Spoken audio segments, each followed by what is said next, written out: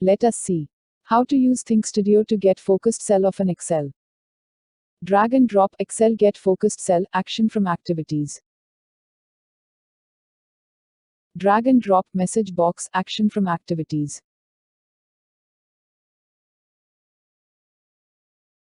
Stitch all action nodes into a task workflow.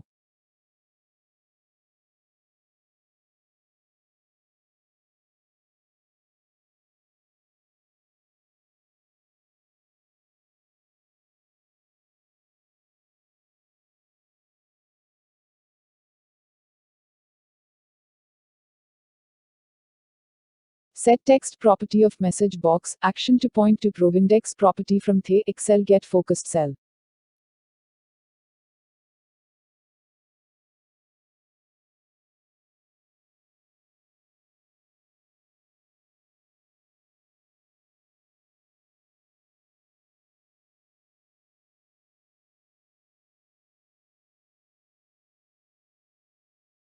Click Run button from toolbar.